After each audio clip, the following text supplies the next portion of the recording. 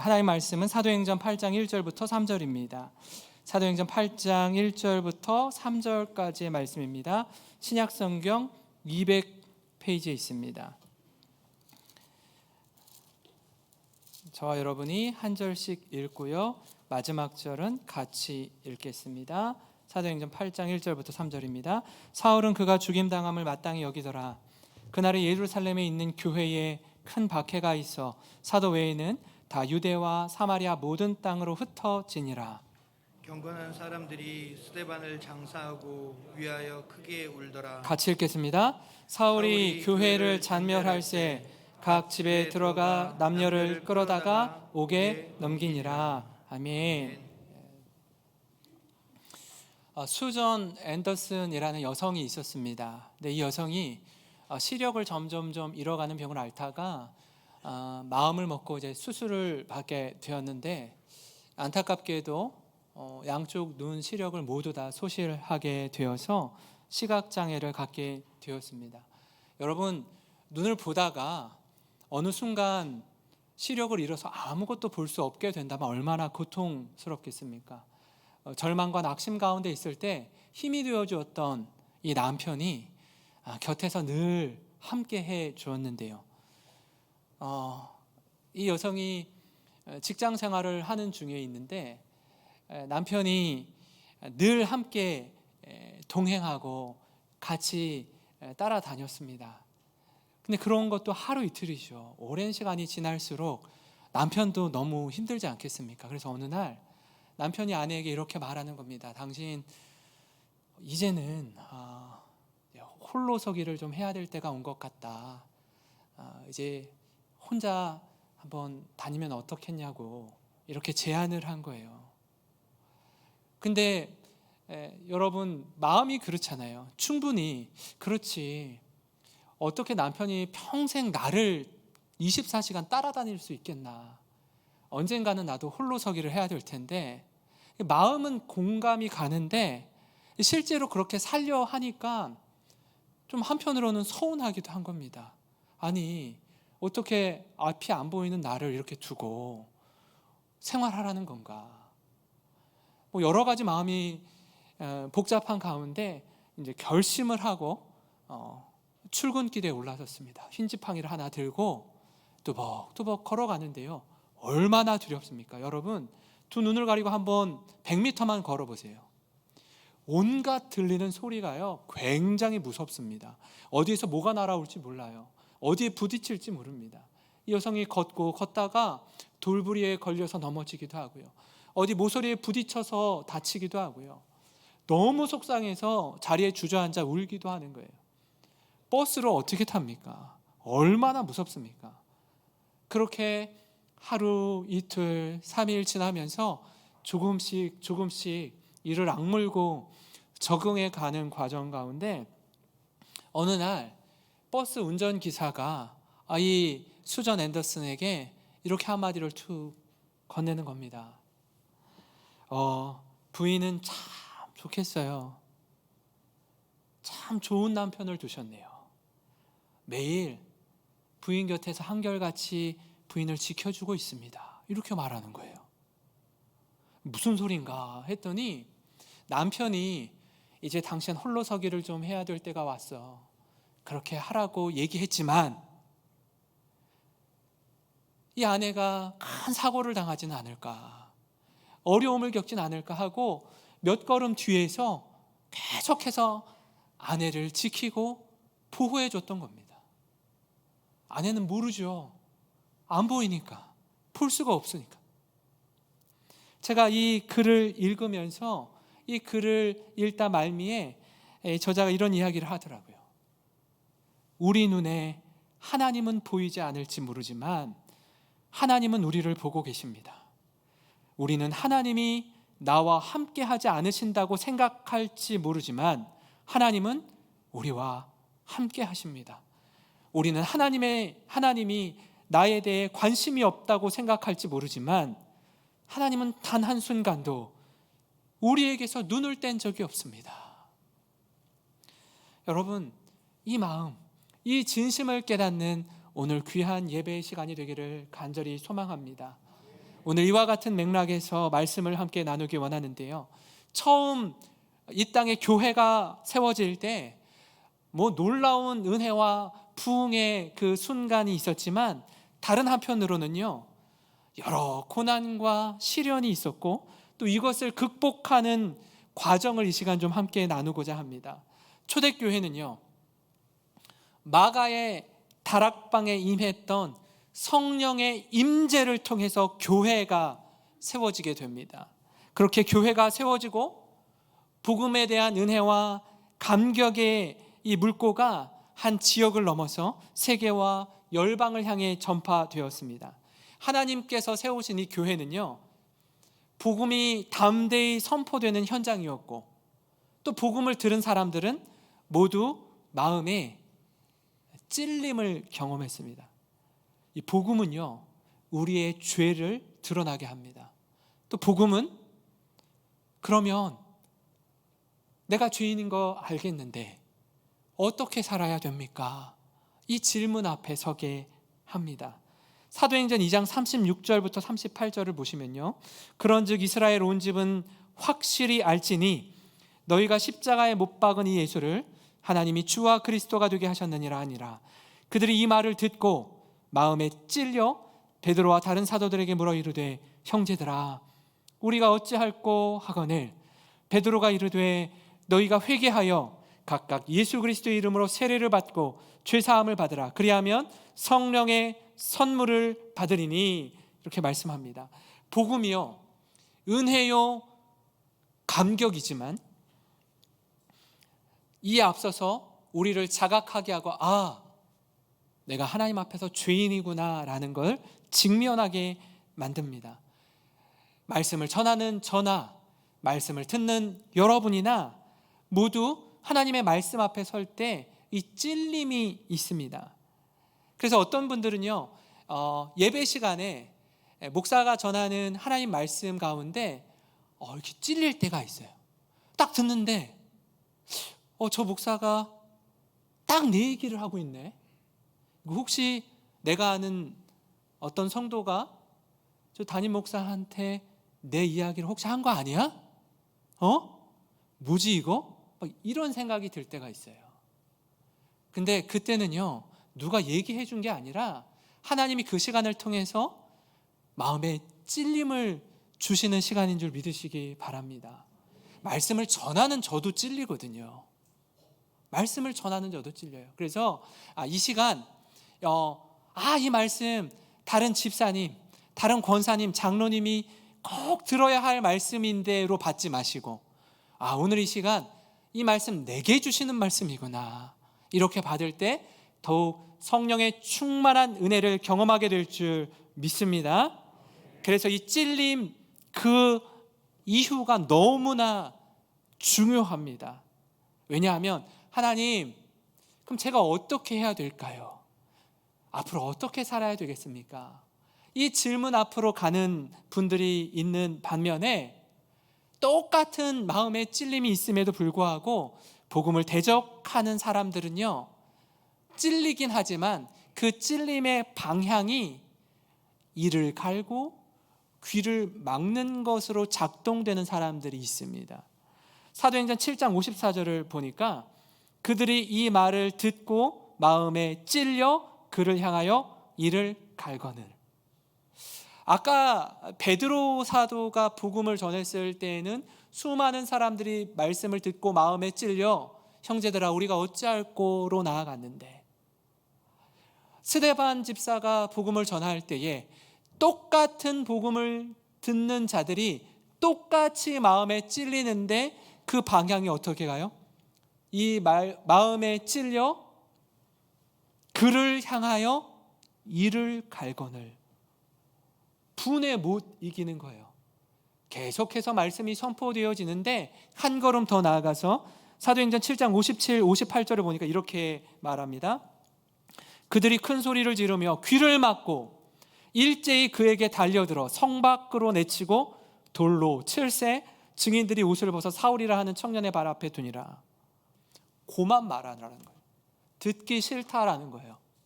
이를 간 정도가 아니라 이제 귀를 막았어요. 귀를 막은 정도가 아니라 돌을 들어서 말씀을 전하는 메신저를 돌로 칩니다. 박해로 인해서 이 교회가, 예루살렘 교회가 도전을 받고요, 이제는 교회에 모이면 안 되는, 교회에 모이면 이제 다 박해를 당하고 심지어 죽임까지 당할 수 있는 환경에 처해집니다. 그래서 불가피하게 흩어지게 돼요. 사실 이 초대교회가 처음 세워졌을 때 얼마나 성도들이 모이기에 힘썼는지 모릅니다. 사도행전 2장 46, 47절을 보시면 날마다 마음을 같이하여 성전에 모이기를 힘쓰고 집에서 떡을 떼며 기쁨과 순전한 마음으로 음식을 먹고 하나님을 찬미하며 또 온 백성에게 친송을 받으니 주께서 구원받는 사람을 날마다 더하게 하시니라. 아멘. 이렇게 모이기에 힘썼던 교회였습니다. 그런데 박해로 인해서 흩어지게 된 거예요. 그래서 그리스도인들이 저마다 흩어집니다. 사실 이러한 일들이 우리에게도 지난 2년 반 동안 일어났습니다. 여러분 아시는 것처럼 1950년 6월 25일 6.25 한국전쟁이 일어났을 때 3년간, 5년간 전쟁 중에도 예배가 멈춘 적이 없어요. 그때도 모여서 하나님을 예배했습니다. 어떤 핍박과 고난 중에도 박해가 심하면 심할수록요 더 모이기를 힘썼습니다. 예배를 목숨 걸고 지켜냈습니다. 그러나 이 코로나로 인해서 불가피하게 밀집해서 모이면 모일수록 많은 사람들을 어렵고 곤경에 빠뜨리게 하는 상황을 우리가 맞닥뜨렸습니다. 대한민국뿐 아니라 온 세상이 다 그렇게 시간이 흘러서 이제 오늘 우리는 이 위드 코로나를 지나서 포스트 코로나 시대로 나아가는 전환점, 터닝 포인트에 서 있습니다. 특별히 오늘 이렇게 사회적 거리두기가 해제된 첫 주일을 지키는데요, 특별히 선교주일을 맞이해서 코로나 이후에 우리 교회의 방향에 대해서 함께 나누고자 합니다.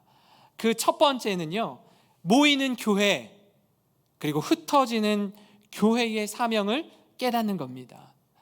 사도행전 8장 1절 말씀인데 이거 좀 같이 읽었으면 좋겠습니다. 같이 읽겠습니다. 시작. 사울은 그가 죽임당함을 마땅히 여기더라. 그날에 예루살렘에 있는 교회에 큰 박해가 있어 사도 외에는 다 유대와 사마리아 모든 땅으로 흩어지니라. 아멘. 이 말씀은 우리가 읽었던 이 사도행전 7장 스데반 집사가 복음을 전하고 생명을 잃은 초대교회의 첫 순교자가 된 이 사건을 배경을 삼고 있습니다. 예루살렘 교회에 큰 박해가 일어나자 이제요 어떻게 해요? 교회를 지키는 사람들은 사도 외에는요 모든 성도들이 뿔뿔이 흩어지기 시작하는데 유대와 사마리아로 흩어지는 겁니다. 제가 이 말씀을 묵상하면서 좀 우리가 바라봐야 할 시선, 이 관점에 대해서 좀 생각했습니다. 그건 교회가 이 교회로서의 사명을 잘 감당하고 있느냐라는 거예요.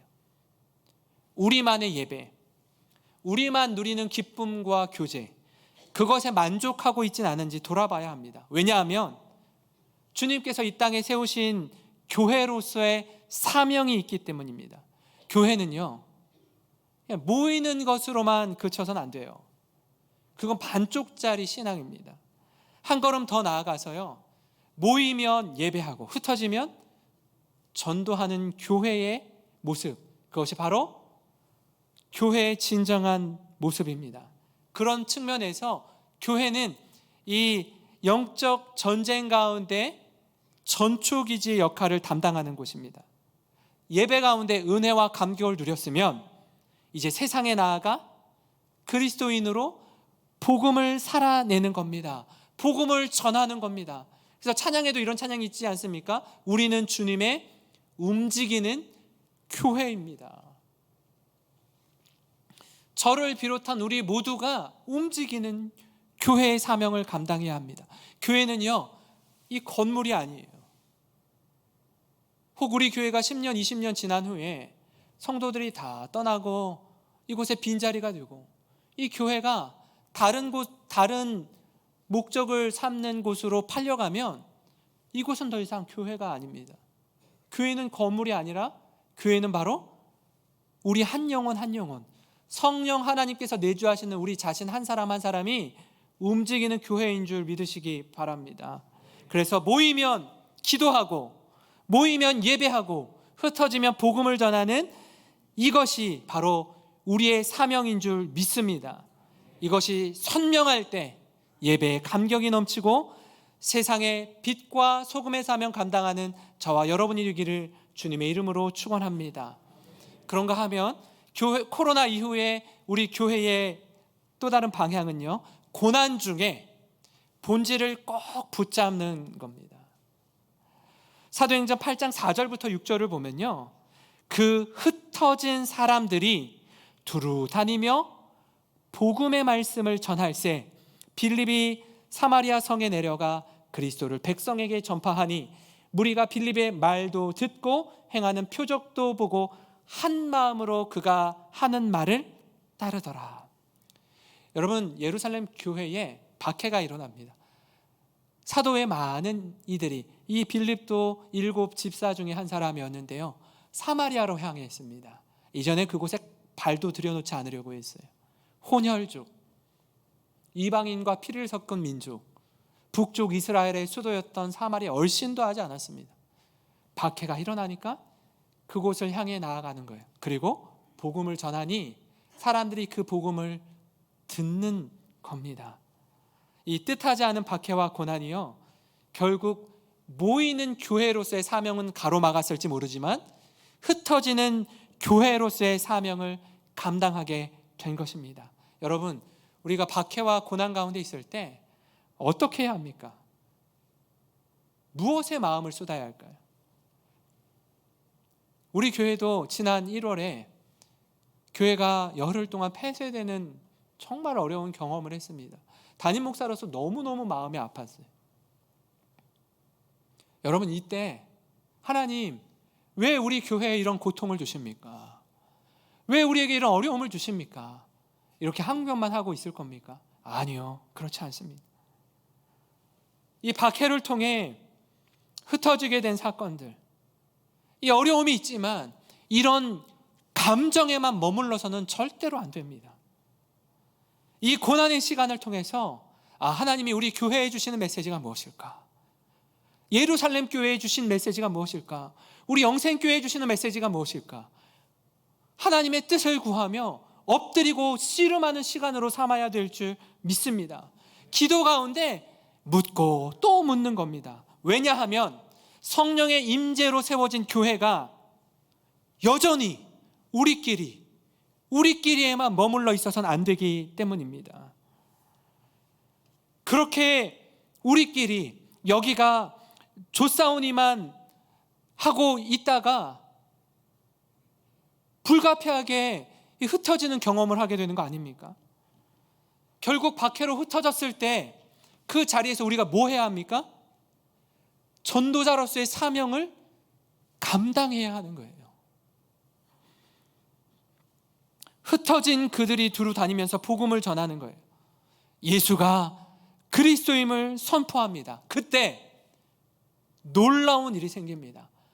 많은 믿는 이들이 우후죽순 일어나기 시작하는 겁니다. 살아가는 성도 여러분, 이 고난의 터널을 지나는 중에 우리 안에 이 복음의 능력, 그리스도에게 인에게 주신 사명을 회복하는 저와 여러분이 되기를 소망합니다. 그래서 그저 계속해서 어린아이와 같은 신앙에 머물지 말고 이제는 신앙의 연륜이 더하면 더할수록 성숙해지고 섬기며 서로 사랑하는 자리까지 나아가는 믿음의 공동체가 되기를 주님의 이름으로 축원합니다. 마지막으로요, 코로나 이후에 교회의 방향은요, 하나님이 주도하시는 선교에 동참하는 겁니다. 우리가 너무나 잘 암송하는 말씀이 있습니다. 사도행전 1장 8절 말씀이죠. 오직 성령이 너희에게 임하시면 너희가 권능을 받고 예루살렘과 온 유대와 사마리아와 땅끝까지 이르러 내 증인이 되리라 하시니라. 교회는 선교 공동체입니다.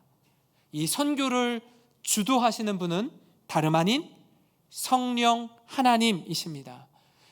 성령님이 임재하실 때 교회가 세워진 것처럼 성령의 임재 가운데 복음이 선포되는 줄 믿습니다. 예루살렘에서 시작된 이 복음이요, 유대와 사마리아와 땅끝까지 전파되어야 하는데, 유대인들이 갖고 있었던 치명적인 약점이 무엇이었냐면 성령이 임하고 예루살렘 교회가 부흥을 경험했는데 더 이상 나가지 않아요.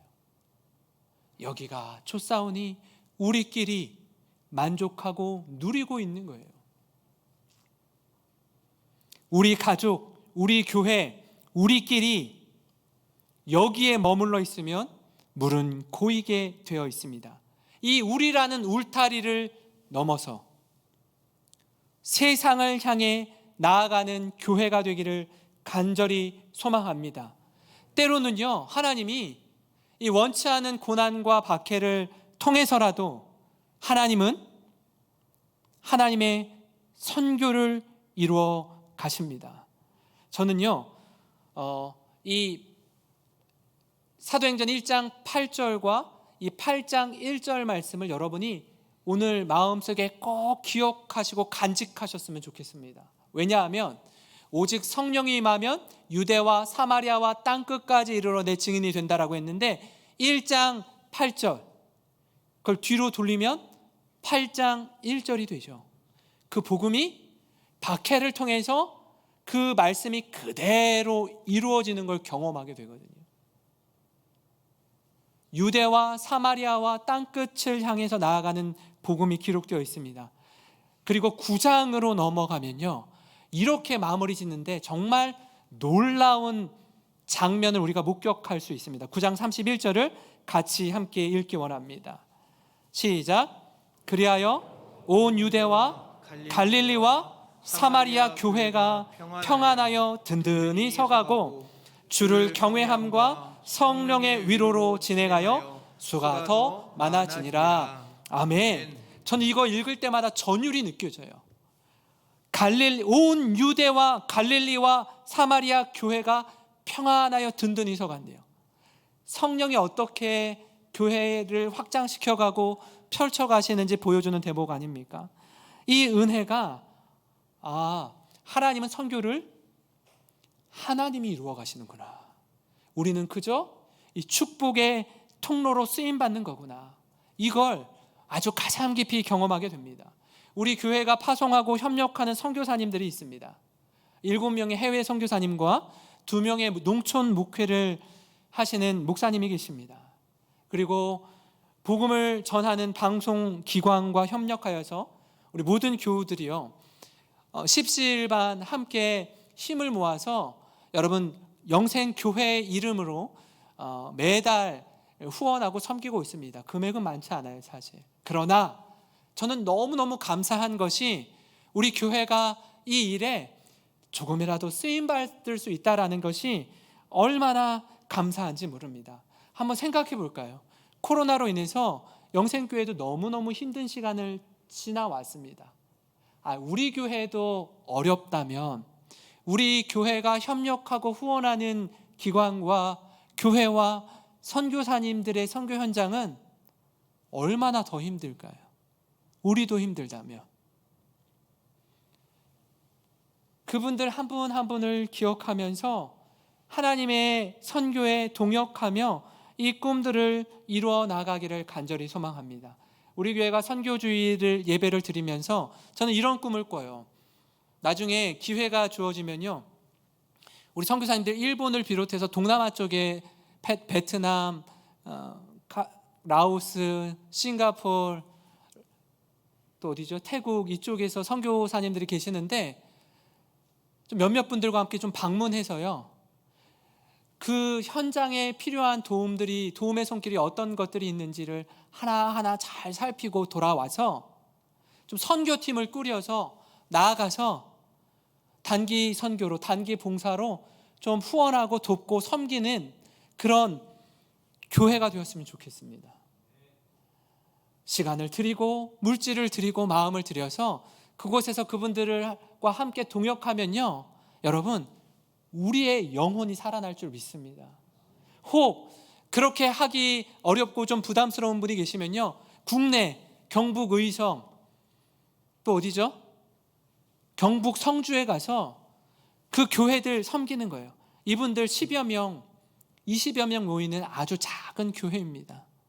다 7, 80대 어르신들밖에 안 계세요. 사명을 가지고 힘을 다하여 수고하는, 저는 그 목사님들을 너무너무 존경합니다. 가는 거예요. 가서 돕고 섬기는 겁니다. 여러분, 그러면요, 우리가 돕고 섬기러 가는 마음으로 갔다가 도리어 우리의 영혼이 깨어지고 우리의 영혼이 살아나고 정말 하나님 주시는 성령의 충만한 기름 부으심을 경험하는 선교의 현장이 될 줄 믿습니다. 저는 우리 교회가 앞으로 이런 교회 되기를 원합니다. 여러분, 우리가 후원하는 교회 선교사님들 어떻게 지내시는지 궁금하시죠? 제가 한 3주 전에 이분들에게 카톡으로 다 연락을 드렸어요. 목사님, 선교사님, 오늘 우리 교회가 선교주일로 지키는데 1분씩 좀 영상으로 선교사님들의 현재 상황과 또 기도의 제목들을 나눠주시면 좋겠습니다. 그러면 우리 성도들이 함께 기도하겠습니다. 그리고 각 주일학교 부서와 각 속회와 연결을 시켜서 함께 뜨겁게 기도할 수 있는 그 연결고리를 좀 삼으려고 합니다. 그래서 여전도회, 남전도회, 주일학교가 정해진 우리 선교사님들, 우리가 후원하고 있는 선교사님들을 위해서 좀 기도했으면 좋겠어요. 우리가 새벽마다 매일같이 100가지 기도 제목을 가지고 기도하는 중에 선교사님들의 기도 제목도 여기에 같이 담겨 있습니다. 여러분, 기억날 때마다 함께 기도해 주시기를 바라고요. 이 시간 함께 우리 선교사님 영상, 또 이분들 얼굴 한 분 한 분 보고 조금 영상이 시간이 있지만 함께 보시고 찬양하고 기도하는 시간 갖도록 하겠습니다.